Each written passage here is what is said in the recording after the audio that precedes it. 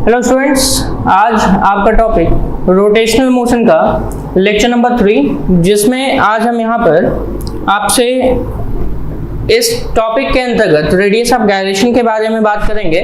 तो जैसा कि आपने इससे पहले के लेक्चर में रेडियस ऑफ गायरेशन से पहले मोमेंट ऑफ इनर्शिया पढ़ लिया है, ठीक है। मोमेंट ऑफ इनर्शिया का फॉर्मूला भी पढ़ लिया है और साथ ही साथ उसकी जो प्रॉपर्टीज हैं इसके बारे में भी हमने बात कर ली है, ठीक है। तो अब हम यहाँ पे इस लेक्चर नंबर 3 में बात करेंगे रेडियस ऑफ गायरेशन के बारे में। किसके बारे में? रेडियस ऑफ गायरेशन के बारे में, ठीक है। तो हेडिंग है आपका रेडियस ऑफ गायरेशन, ठीक है। चलिए, तो radius of gyration of a body about a given axis is the perpendicular distance of a point from the axis where whole mass of the body were concentrated. यानी कि अगर हम radius of gyration की बात कर रहे हैं तो रेडियस ऑफ गायरेशन उस बॉडी का किसी एक्सिस के अबाउट किसी पॉइंट का परपेंडिकुलर डिस्टेंस है। कहां से? एक्सिस से, ध्यान रखिएगा। और ऐसे समय में ये ध्यान रखना है कि जो पॉइंट है उस पॉइंट पर बॉडी का होल मास कंसंट्रेटेड होता है, यानी कि संपूर्ण द्रव्यमान उसी पर क्या होता है? केंद्रित होता है। The body shall have the same moment of inertia as it has with the actual distribution of mass। यानी कि जैसा इसका डिस्ट्रीब्यूशन ऑफ मास होगा उसके हिसाब से इसका सेम मोमेंट ऑफ इनर्शिया होता है। यानी कि अगर हम रेडियस ऑफ गायरेशन की बात करें तो ऐसे समय में यहाँ पर कुछ इस तरीके से हम लिख सकते हैं। जैसे कि मान लेते हैं, ध्यान दीजिएगा, सपोज दैट ये कोई बॉडी है, ठीक है, और इस बॉडी का ये कोई एक्सिस है, जिस एक्सिस के पास उसको हम क्या करा रहे हैं? रोटेट कराते हैं। मान लेते हैं हमने एक पॉइंट कंसीडर किया। इस पॉइंट पर इस बॉडी का टोटल मास क्या है? यहाँ पे टोटल मास इज कंसंट्रेटेड, यानी कि टोटल मास यहाँ पे क्या है? कंसंट्रेटेड है, ठीक है। तो अगर बॉडी का टोटल मास इस पॉइंट पे कंसंट्रेटेड है तो इस पॉइंट का इस एक्सिस से जो परपेंडिकुलर डिस्टेंस होता है इसी को हम क्या कहते हैं? यहाँ पर रेडियस ऑफ गायरेशन का नाम देते हैं। तो मान लेते हैं कि किसी गिवन एक्सिस के लिए जो बॉडी का मोमेंट ऑफ इनर्शिया होता है वो कितना है? I है। और I इक्वल टू यहाँ पे हम फॉर्मूला लिखने जा रहे हैं m के स्क्वायर। कितना लिख दिया मैंने? m के स्क्वायर, जहां पे m क्या है? मास ऑफ द बॉडी है, इस पूरे बॉडी का क्या है? मास है। यहां से अगर k निकालेंगे तो अंडर रूट में I अपॉन क्या हो जाएगा? m हो जाएगा। और ये जो k है इसी को हम कहते हैं क्या? रेडियस ऑफ गायरेशन का नाम देते हैं। के को हम क्या कहते हैं?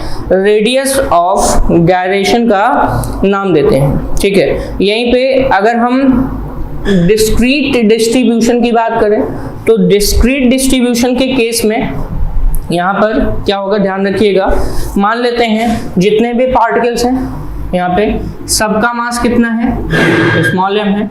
सभी का मास कितना है? स्मॉल m है। जितने भी पार्टिकल्स हैं सभी का मास कितना है? स्मॉल m है। परपेंडिकुलर डिस्टेंस सबका क्या है? अलग अलग है। मान लेते हैं इसकी डिस्टेंस r1 है, इसकी r2 है, इसकी क्या है? r3 है, ठीक है। तो ऐसे समय में हम यहाँ पे डिस्क्रीट डिस्ट्रीब्यूशन का हम क्या निकाल सकते हैं? मोमेंट ऑफ इनर्शिया निकाल सकते हैं अलग अलग। तो for discrete distribution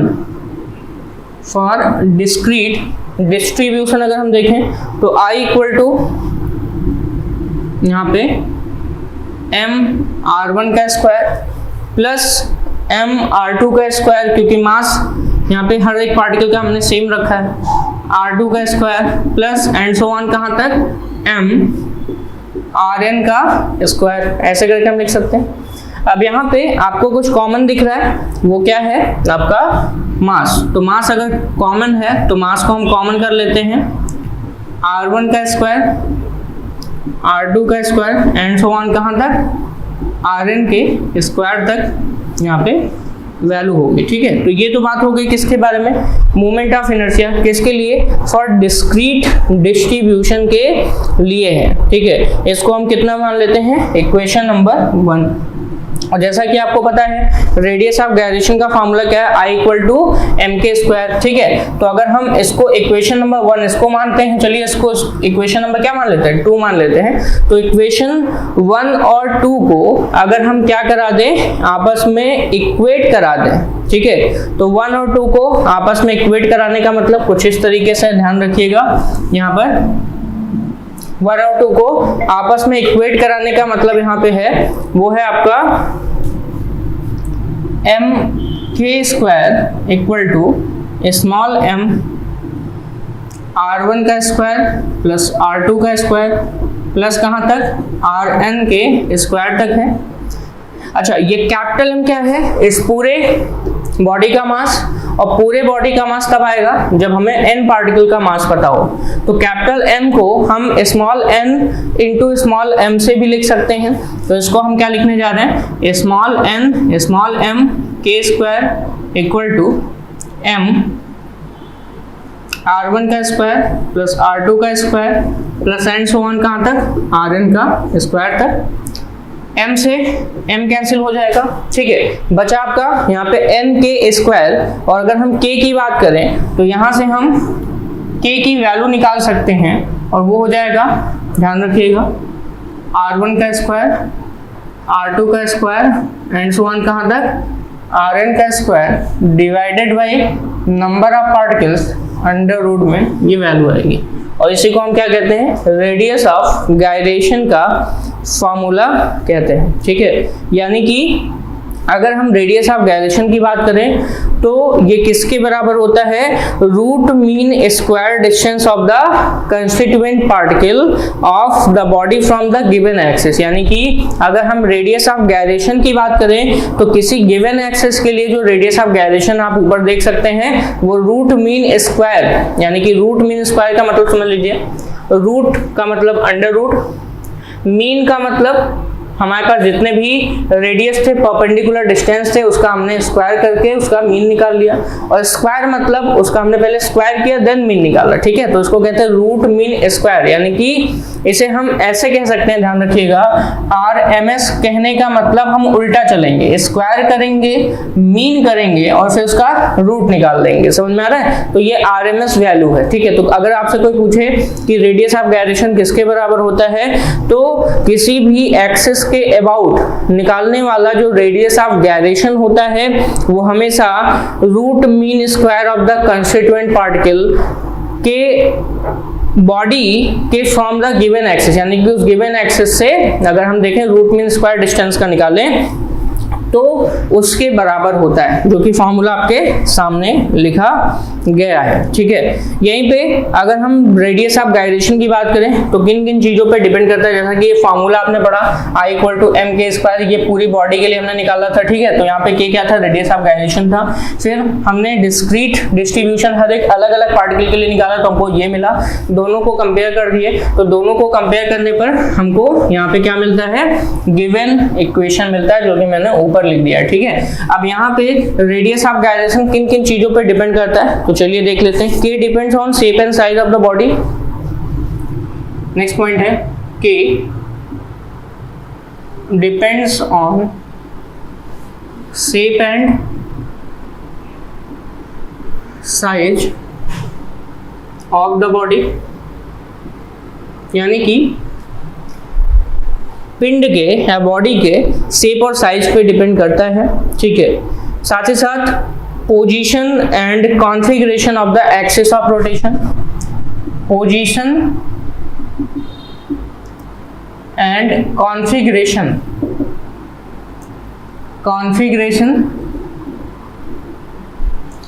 of axis of rotation, यानी कि रोटेशन की जो एक्सिस है उसके पोजीशन और कॉन्फ़िगरेशन पर भी क्या करता है, डिपेंड करता है। और इसी के साथ साथ अगर हम देखें तो distribution of mass also depends on distribution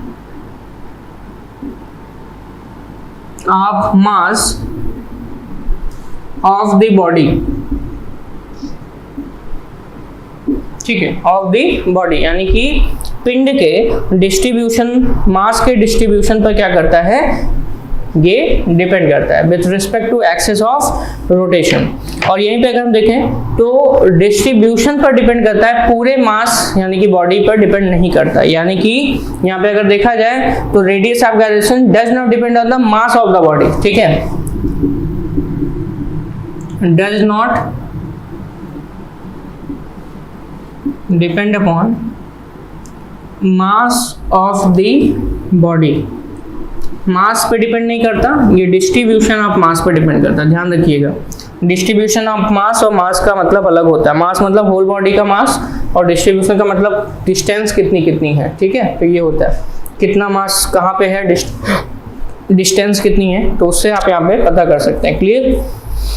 यहीं पे अगला पॉइंट है वो है, अगर हम इसके डायमेंशन फार्मूला की बात करें, क्योंकि रेडियस का मतलब आप जानते हैं मीटर में होता है, तो डायमेंशन फार्मूला भी इसका क्या होगा, एल होगा, ठीक है। यूनिट इसकी क्या होती है, मीटर में होती है। चलिए, तो ये तो बात हो गई यहाँ पे आपके रेडियस ऑफ गायरेशन से रिलेटेड टॉपिक का, ठीक है। और रेडियस ऑफ गायरेशन से रिलेटेड टॉपिक का अगर फॉर्मूला हम देखें तो आपको दो फार्मूले देखे मूवमेंट ऑफ इनर्शिया के टर्म में। अगर मान लेते हैं टोटल मास कैपिटल M था और ये K है, तो यहाँ से मूवमेंट ऑफ इनर्शिया से एक्सिस के अबाउट मिल रहा था mk², यही आपको मिल रहा था। और यही फार्मूला भी क्या था, मूवमेंट ऑफ इनर्शिया और रेडियस ऑफ गायरेशन का रिलेशन है। क्लियर। इससे पहले वो भी फार्मूला याद रखिएगा, k = √r1 का स्क्वायर प्लस r2 का स्क्वायर एंड सो ऑन, ठीक है। उसका मीन वैल्यू निकाल करके RMS वैल्यू ऑफ डिस्टेंस का आपको दिखाया गया है। क्लियर। चलिए, इसी के साथ साथ अगर हम एक एग्जांपल लेकर आपको समझाते हैं, वो क्या है कि in case of a disc, यानी कि किसी डिस्क का अगर हम रोटेटिंग, यानी कि डिस्क क्या है, rotating about an axis through its centre of mass and perpendicular to its plane, तो ऐसे समय में हम k की वैल्यू कैसे निकालेंगे। तो पहली बात तो आपको उस डिस्क का मोमेंट ऑफ इनर्शिया पता होना चाहिए, जैसा उसमें बोला गया है उसके हिसाब से आपको मोमेंट ऑफ इनर्शिया का पता होना चाहिए। चलिए एक एग्जांपल लेके बताते हैं।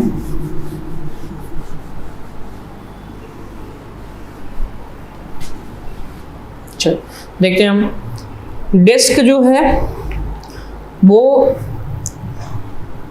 उसके दो सिचुएशन बताए गए हैं। पहला rotating about an axis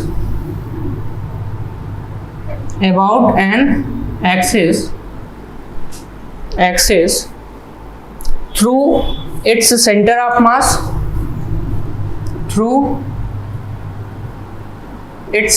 of mass, यानी कि इसके सेंटर ऑफ मास से जाने वाले एक्सिस के अबाउट रोटेट कर रहा है, एंड परपेंडिकुलर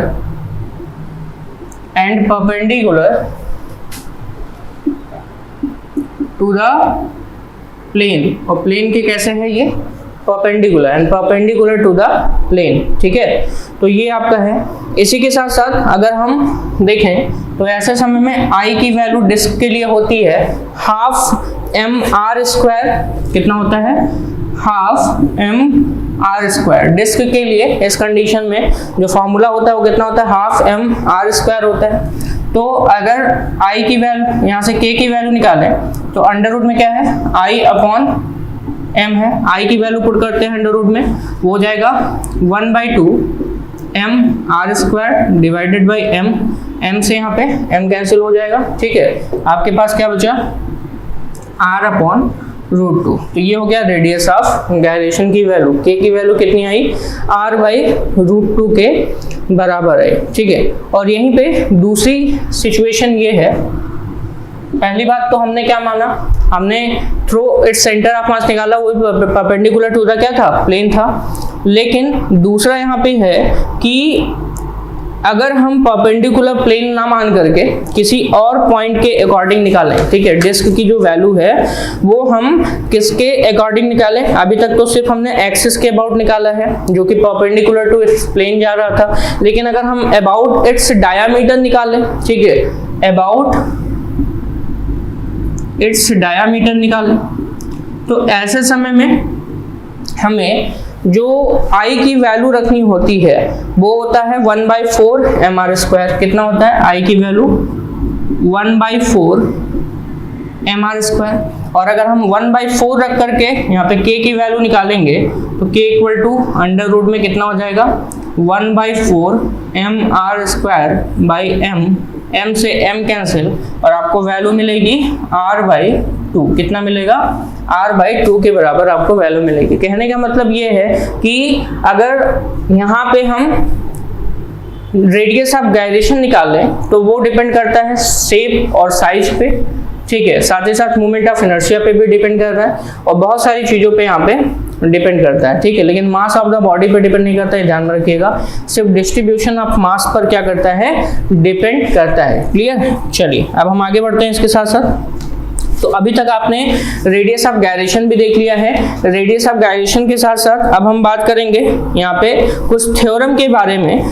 थ्योरम की अगर हम बात करें तो मेनली यहाँ पे दो तरीके के थ्योरम होते हैं जो कि रोटेशनल मोशन में पढ़ने को मिलते हैं, और वो है, एक है थ्योरम ऑफ पैरेलल एक्सिस और दूसरा है थ्योरम ऑफ परपेंडिकुलर एक्सिस। तो चलिए रेडियस ऑफ गायरेशन के बाद नेक्स्ट टॉपिक पे चलते हैं जिसे हम कहते हैं theorem of parallel axis.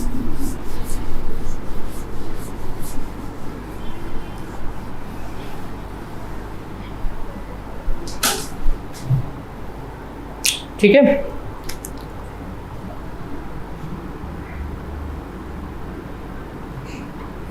Theorem of, सबसे पहले हम पढ़ेंगे पैरेलल एक्सिस। इसे हम कहते हैं समांतर अक्षों का प्रमेय। इसे क्या कहा जाता है? समांतर अक्षों का प्रमेय। तो समांतर अक्षों का प्रमेय क्या कहता है कि जब भी कभी हम किसी गिवन बॉडी का किसी गिवन एक्सिस के अबाउट मोमेंट ऑफ इनर्शिया निकालते हैं तो मोमेंट ऑफ इनर्शिया उस एक्सिस के पैरेलल और सेंटर ऑफ मास से होके जाने वाली एक्सिस के अबाउट मोमेंट ऑफ इनर्शिया, यानी कि सेंटर ऑफ मास से होकर जाने वाली मोमेंट ऑफ इनर्शिया और उस बॉडी के होल मास और दोनों बीच की दूरी के स्क्वायर के सम के बराबर होती है। यानी कि suppose that this is a body and this is the centre of मास। ये क्या है? Centre of mass. Centre of मास मैंने सीएम लिख दिया।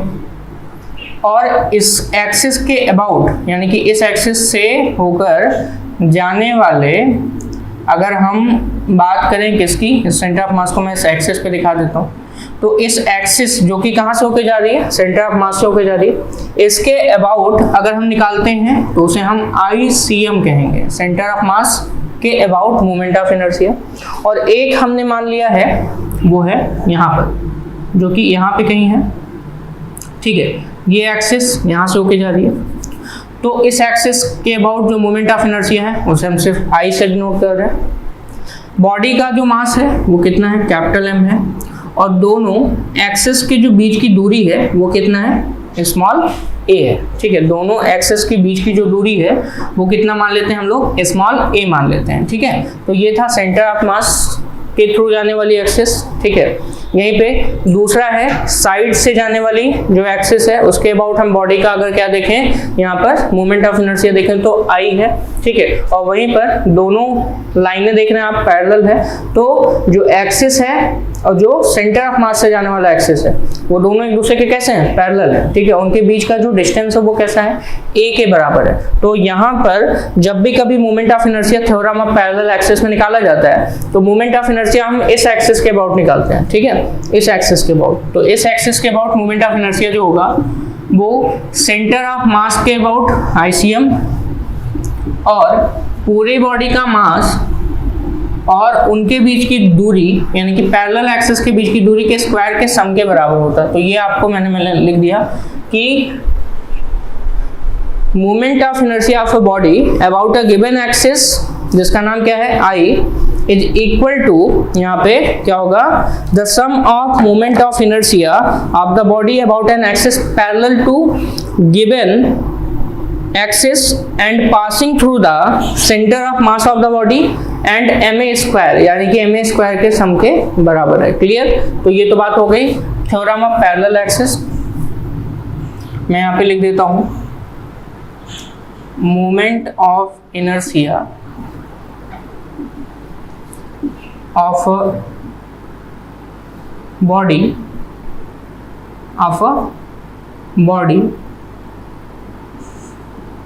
for a given axis, ठीक है, I, यानी कि गिवन एक्सिस के अबाउट मोमेंट ऑफ इनर्शिया किसी बॉडी का तो कितना I है, is equal to the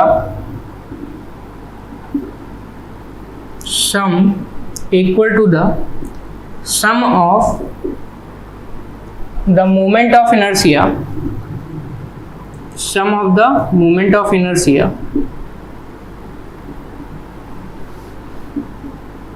passing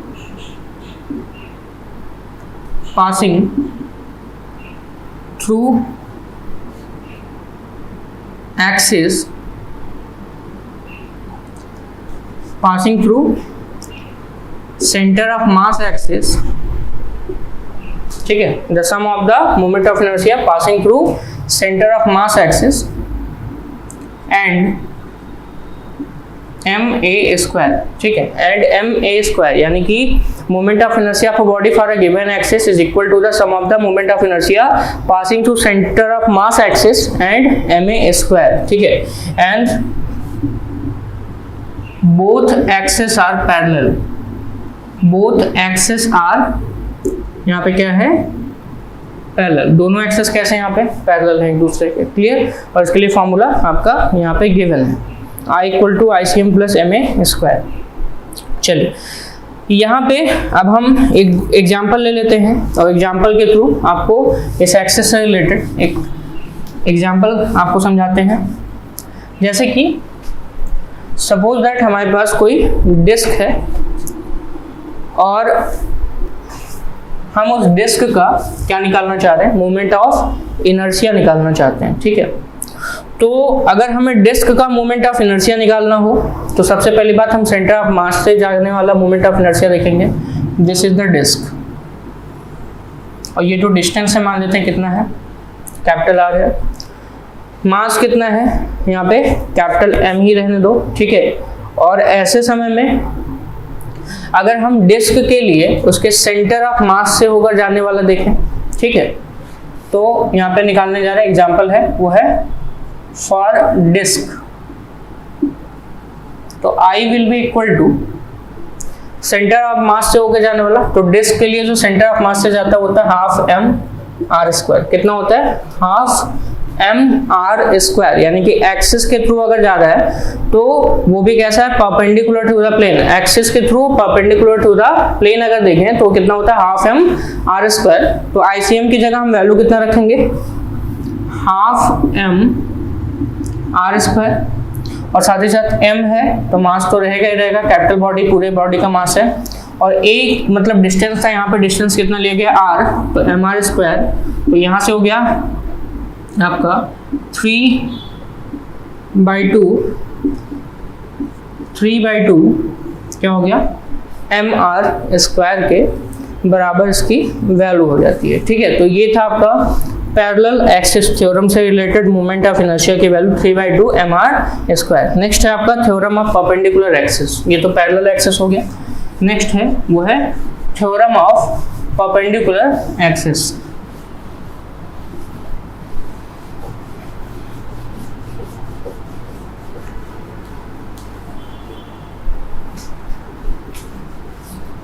चलिए देखते हैं नेक्स्ट टॉपिक।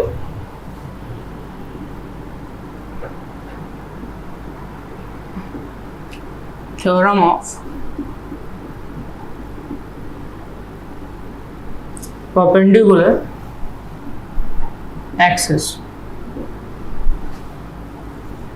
यानी कि लंबवत अक्षों का प्रमेय। तो अगर हम परपेंडिकुलर एक्सिस थ्योरम की बात करें तो ऐसे समय में सबसे पहली बात तो आपको ये समझना होगा कि यहाँ पर एक बॉडी है, इस बॉडी का हमने 3 एक्सिस दिखाया है, और वो 3 एक्सिस कौन से हैं?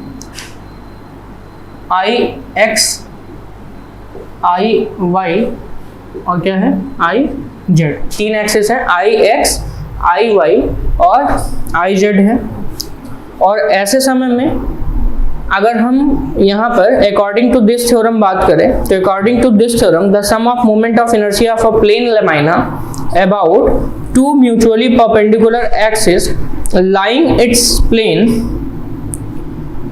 is equal to the moment of inertia about an axis perpendicular to the plane of lamina and passing through the point of intersection of first 2 axes। यानी कि समझिएगा, सपोज दैट हम यहाँ पर क्या करना चाह रहे हैं, मान लेते हैं ये x है, इसको हम y मान लेते हैं और इसे हम z कर देते हैं, ठीक है। तो z एक्सिस के अबाउट हम अभी x y z एक्सिस दिखाते हैं आपको, ताकि आपको थोड़ा सा यहाँ पे कोई दिक्कत ना हो, ठीक है। ये मान लेते हैं क्या है, ये x है, ये y है और ये क्या है, z है। ये x एक्सिस है, इधर y मैंने लिया, इधर z एक्सिस लिया। तो आपको पता है कि जितने भी एक्सिस होते हैं सब एक दूसरे के 90 डिग्री पे होते हैं, सब एक दूसरे से कितने डिग्री पे होते हैं, 90 डिग्री पे होते हैं, ये आपको पता है। तो अगर हम x एक्सिस के अबाउट जो मोमेंट ऑफ इनर्शिया उसको ix लिखते हैं, y एक्सिस के अबाउट जो मोमेंट ऑफ इनर्शिया उसको iy लिखते हैं, और z एक्सिस के अबाउट जो मोमेंट ऑफ इनर्शिया है उसे z लिखते हैं, तो ऐसे समय में iz equal to ix plus iy के बराबर होगा। यानी कि यहाँ पर है the sum of moment of inertia of a plane lamina, यानी कि मोमेंट ऑफ इनर्शिया का जो सम है किसके लिए, प्लेन लैमिना के लिए, about 2 mutually perpendicular axis lying in its plane. ध्यान रखिएगा, lying in its plane. Suppose that this is like this, आप यहाँ पे कुछ इस तरीके से समझिए। मान लेते हैं ये आपका 2 तरीके के एक्सिस है, एक इधर और एक इधर, ठीक है। ये मान लेते हैं ये x हो गया और ये y हो गया, तो ये कौन सा होगा, z होगा, ठीक है। तो अगर प्लेन में लाई कर रहा है तो एक एक्सिस ऐसे लाई कर रही है और दूसरी एक्सिस इधर प्लेन में, उसी प्लेन में लाई करती है, ठीक है। तो इन दोनों प्लेन के अबाउट जो मोमेंट ऑफ इनर्शिया होता है, तो suppose that this is x and this is y, ठीक है। तो ये y और x के अगर सम कर दें, ठीक है, तो ये जो उन दोनों एक्सिस के परपेंडिकुलर है, ठीक है, यानी कि z की बात की जा रही है, तो उसके सम के बराबर होगा। यानी कि i z will be equal to i x plus i y के बराबर होगा, ठीक है। और ये जो i z है वो कहाँ से जाएगा, तो पहले 2 एक्सिस के इंटरसेक्शन से जाएगा, उस प्लेन के हमेशा कैसे होगा, परपेंडिकुलर होगा। क्लियर, कोई दिक्कत तो है नहीं, ठीक है। चलिए देखते हैं अगला।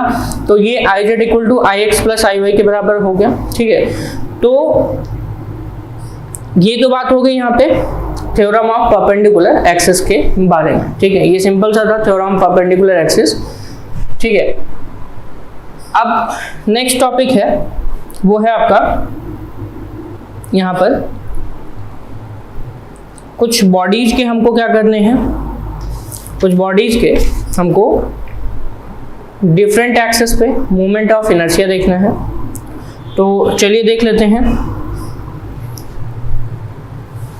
थ्योरम ऑफ परपेंडिकुलर एक्सिस आपको समझ में आ गया होगा, ठीक है। अब मैं एक बार फिर से आपको बता देता हूँ कि ये x एक्सिस और y एक्सिस प्लेन में है, तो इस प्लेन के परपेंडिकुलर कौन है, z। तो इन दोनों एक्सिस का जो मोमेंट ऑफ इनर्शिया का सम होगा वो z के मोमेंट ऑफ इनर्शिया के बराबर होगा। यही क्या कहलाता है, परपेंडिकुलर एक्सिस थ्योरम के अंतर्गत आता है, ठीक है। अब हम यहाँ पे डिफरेंट बॉडीज के मोमेंट ऑफ इनर्शिया देखेंगे।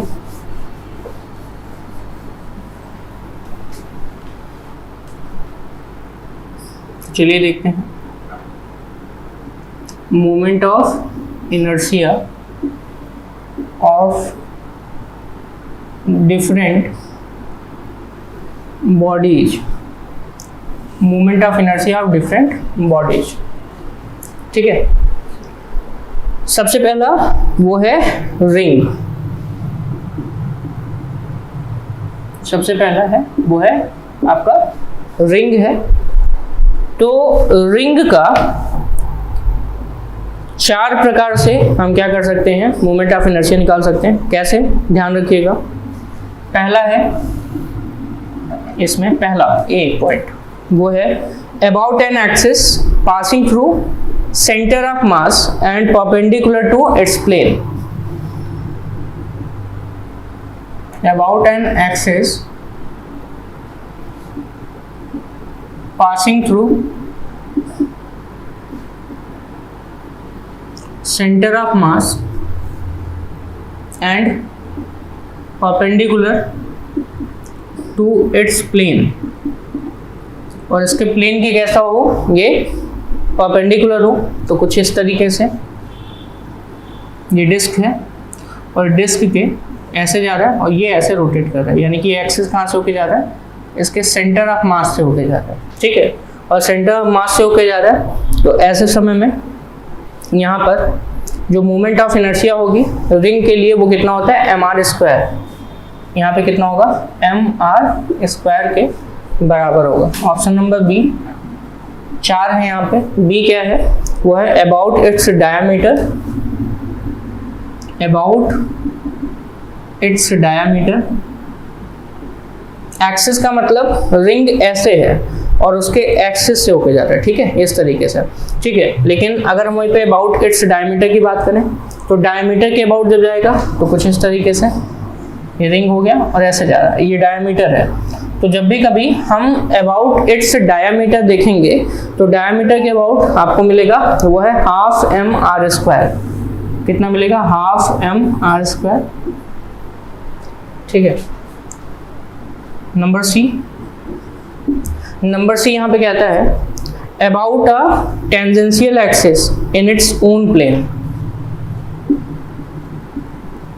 अबाउट अ टेंजेंशियल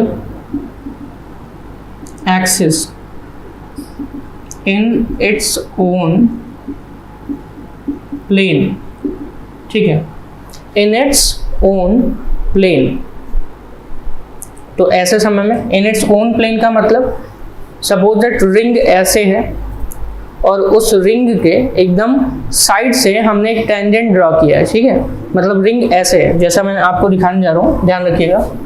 ये मान लेते हैं रिंग है और रिंग के हमने साइड से किया है। ठीक है, तो ओन प्लेन यानी कि उसी प्लेन में है, प्लेन से बाहर नहीं जा रहा है। ठीक है, तो ऐसे समय में जब भी कभी आप यहाँ पे मोमेंट ऑफ इनर्शिया निकालेंगे तो ओन प्लेन से होकर के ये यहाँ पे दिखाएगा वो कितना है, यानी कि about a tangential axis in its own plane. जब ऐसा हो तो ऐसे समय में 3/2 mr² करके कितना आता है, 3/2 mr² इसका मोमेंट ऑफ इनर्शिया होता है।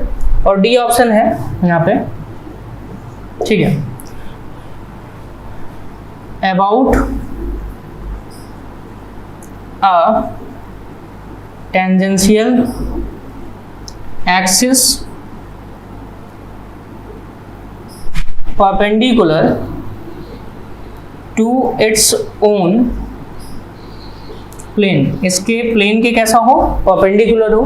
तो ऐसे समय परपेंडिकुलर होने का मतलब कुछ इस तरीके से, ये ऐसे है और ये एक्सिस ऐसे जा रही है। ठीक है, ये ऐसे यानी कि इस प्लेन के परपेंडिकुलर, यानी कि रिंग आपका ऐसे है और एक्सिस आपका इस तरीके से, यानी कि परपेंडिकुलर 90 डिग्री का एंगल बनता है उनके बीच में। तो इनके बीच का एंगल कितना बन रहा है, यहाँ पे 90 डिग्री का बन रहा है। ठीक है, तो ऐसे समय में जब आप यहाँ पे देखेंगे तो इसकी वैल्यू आएगी वो कितनी आती है, 2mr²। 2mr²। ये सभी पॉइंट बहुत ही इंपॉर्टेंट है। तो रिंग के केस में 4 हैं, इन चारों के बारे में हमने आपको बताया। पहला है एक्सिस के थ्रू पास कर रहा है, सेंटर ऑफ मास के थ्रू, और कैसा है, परपेंडिकुलर है तो mr²। डायमीटर के थ्रू जाएगा तो ½ mr²। यहीं पे टेंजेंशियल एक्सिस वो भी इन इट्स ओन प्लेन है तो यहाँ पे 3/2 mr²। और perpendicular to its own plane है और टेंजेंशियल एक्सिस के अबाउट जा रहा है तो यहाँ पे कितना हो जाएगा, 2mr²। ये सब पॉइंट्स आप ध्यान रखिएगा ताकि क्वेश्चंस करने में आपको दिक्कत ना हो। नेक्स्ट है और वो है डिस्क। नेक्स्ट यहाँ पे है और वो क्या है आपका डिस्क।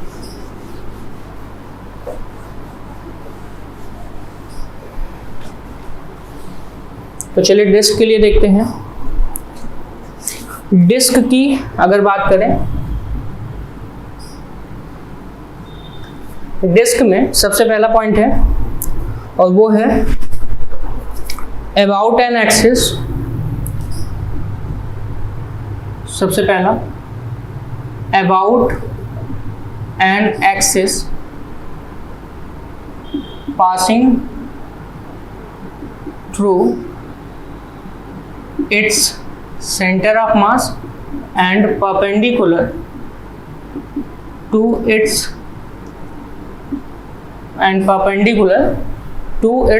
plane और इसके लिए कितना होगा, कुछ इस तरीके से ये डिस्क है। और डिस्क के लिए अगर हम देखें, ठीक है, तो ये हो गया। और ऐसे समय में जो वैल्यू मिलेगी वो मिलेगी हाफ एम आर स्क्वायर। कितना होगा, हाफ एम आर स्क्वायर के बराबर होता है। नेक्स्ट है वो है अबाउट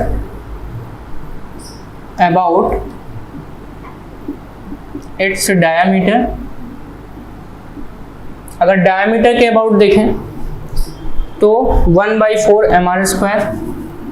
अभी मैंने एक एग्जांपल भी बताया था डायमीटर के अबाउट का, 1/4 एम आर स्क्वायर। और सेंटर ऑफ एक्सिस यानी कि एक्सिस वो भी सेंटर ऑफ मास से होकर जा रहा है, तो उसके लिए क्या करेंगे, नंबर 3 है और वो है आपका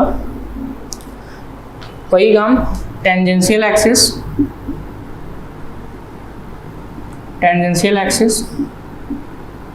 इन its own plane.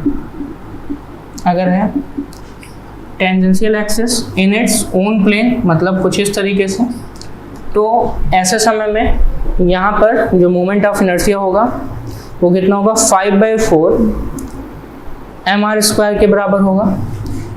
5/4 M R square के बराबर होगा। नेक्स्ट है नंबर 4 और वो है tangential axis perpendicular to its own plane. Tangential axis perpendicular to its own plane.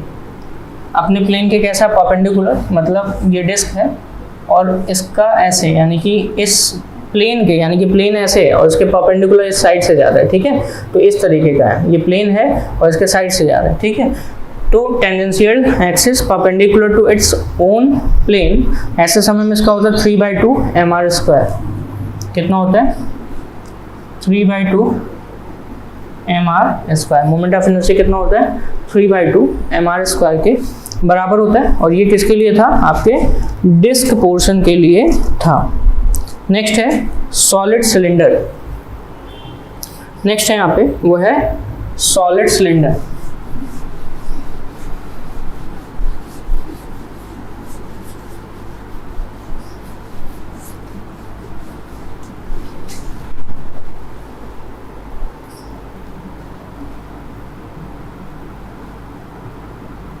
Solid cylinder की अगर हम बात करें तो इसमें पहला है about it's own axis. About it's own axis ये पहला है। और इसमें दूसरा है वो है टेंजेंशियल। दूसरा क्या है, वो है सॉलिड सिलेंडर के लिए दूसरा है वो है टेंजेंशियल, ठीक है। अबाउट इट्स ओन एक्सिस और दूसरा क्या है, टेंजेंशियल है। ओन एक्सिस के लिए अगर हम देखें तो कुछ इस तरीके से है, ध्यान रखिएगा। ये यहाँ पे क्या है, suppose that this is cylinder और इसका खुद का जो एक्सिस है इसके अबाउट अगर जा रहा है, और दूसरा टेंजेंशियल मतलब दिस इज, मान लो क्या है यहाँ पे सिलेंडर है, तो इसके टेंजेंशियल ये साइड से जो एक्सिस जाती है उसके लिए हम देखेंगे, ठीक है। दो तरीके के हैं, एक है एक्सिस के अबाउट, एक है यहाँ पे साइड से, तो ऐसे समय में ये हो जाएगा half M R square. Solid cylinder का अपने एक्सिस के अबाउट अगर जाए तो हाफ एम आर स्क्वायर, और वहीं पे अगर टेंजेंशियल जाए तो 3/2 एम आर स्क्वायर के बराबर होता है। कितना होता है? 3/2 एम आर स्क्वायर के बराबर होता है। ठीक है, यहीं पे सॉलिड सिलेंडर का अगर हम देखें वो किसके about an axis passing through इस सेंटर ऑफ मास कुछ इस तरीके से जा रहा है। थर्ड पॉइंट है about an axis, about an axis passing through इस centre of mass and perpendicular to its own axis, खुद के एक्सिस के, मतलब इस तरीके से है।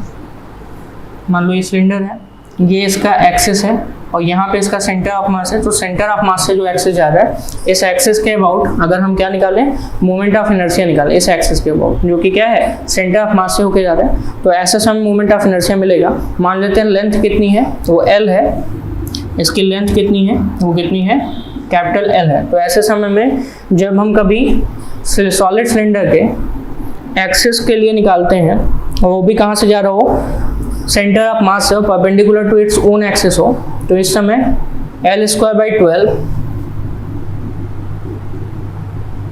R²/4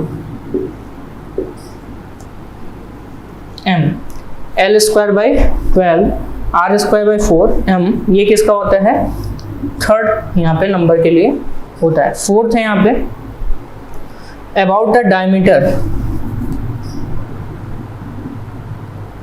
अबाउट द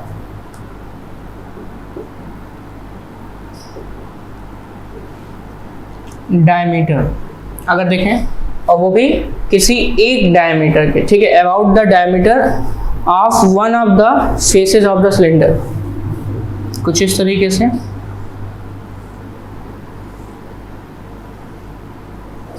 ऐसे जा रहा है। ठीक है, about the diameter of one of the faces of one of the faces of the cylinder. ठीक है, about the diameter of one of the faces of the cylinder अगर देखा जाए तो ऐसे समय में m L²/3 plus R²/4, L²/3 plus R²/4 के बराबर होता है। मोमेंट ऑफ इनर्शिया किसके बराबर होता है, L²/3 प्लस R²/4 के यहाँ पे क्या होता है, बराबर होता है। ये सॉलिड सिलेंडर के लिए था। नेक्स्ट है आपका, वो है हॉलो सिलेंडर के लिए। ठीक है, ये बहुत ही इंपॉर्टेंट है, इसलिए मैं यहाँ पे इनके लिए बता रहा हूँ।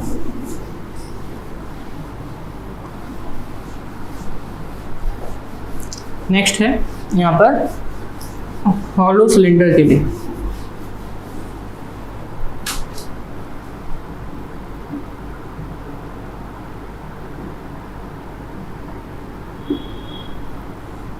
ठीक है, तो अगर हॉलो सिलेंडर की बात की जाए तो यहाँ पर दो तरीके के हैं, एक्सिस ऑफ सिलेंडर से होके जा रहा है और टेंजेंशियल। पहला है वो है एक्सिस ऑफ सिलेंडर और दूसरा है वो है टेंजेंशियल। यहाँ पे दो ही आपको बताए जाएंगे, एक्सिस ऑफ सिलेंडर और टेंजेंशियल। एक्सिस ऑफ सिलेंडर का मतलब आपको पता है हॉलो सिलेंडर है, तो हॉलो सिलेंडर कुछ इस तरीके से होते हैं। ठीक है, तो इसकी एक्सिस से होके जा रहा है, तो ये हो गया। और दूसरा टेंजेंशियल है, मतलब ये आपका सिलेंडर है जो कि कैसा है, हॉलो है, तो इसके टेंजेंट से होके जा रहा है, यानी कि साइड से होके जा रहा है। ठीक है, तो ये साइड से, एक एक्सिस से होके जा रहा है और एक साइड से टेंजेंशियल है। ठीक है, जब भी कभी हम एक्सिस से देखते हैं तो m/2 R1² प्लस R2² मिलेगा। m/2 r1 square plus r2 square की वैल्यू यहाँ पे मिलती है। r1 और r2 क्या है ध्यान रखिएगा, ये r1 है और आउटर साइड वाला कितना है r2 है। आउटर साइड का रेडियस कितना है r2 है। यहाँ पे जब भी कभी टेंजेंशियल हम देखें तो m/2 r1 का स्क्वायर प्लस 3r2 का स्क्वायर, m/2 r1 का स्क्वायर प्लस 3r2 का स्क्वायर। ये हो गया किसके लिए, यहाँ पर हॉलो सिलेंडर के लिए, जो कि एक्सिस ऑफ सिलेंडर और टेंजेंशियल, ये दो चीज़ों के लिए हमने बताया आपको। नेक्स्ट है आपका सॉलिड स्फीयर। नेक्स्ट है आपका सॉलिड स्फीयर।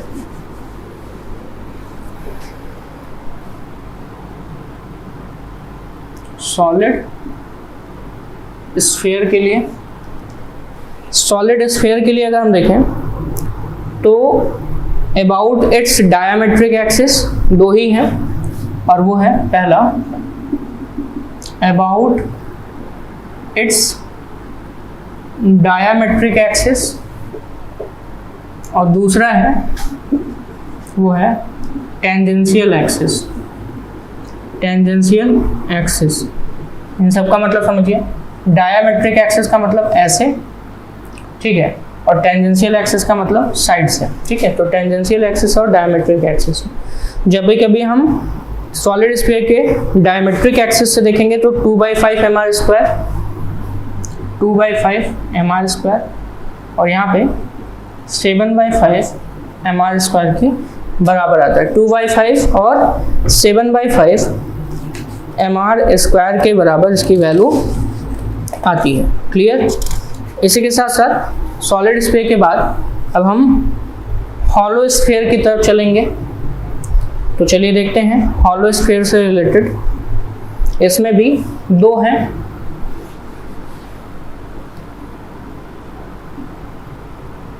हॉलो स्फीयर में भी कितने हैं, यहाँ पर दो हैं, अबाउट इट्स डायमेट्रिक एक्सिस और दूसरा है टेंजेंशियल एक्सिस, ठीक है।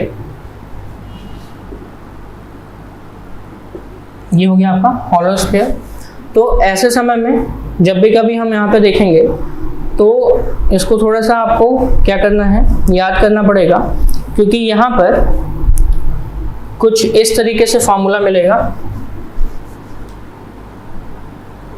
r2 की पावर 5 r1 की पावर 5 अपॉन r2 की पावर 3 माइनस r1 की पावर 3। ये पहला है डायमेट्रिक एक्सिस में 2/5 m r2 की पावर 5 r1 की पावर 5 डिवाइडेड बाय r2 का क्यूब माइनस r1 का क्यूब। यहीं पे अगला है वो है 2/5 m, जो वैल्यू आपको यहाँ पे मिलेगी r2 की 5 माइनस r1 की 5 डिवाइडेड बाय r2 का क्यूब माइनस r1 का क्यूब।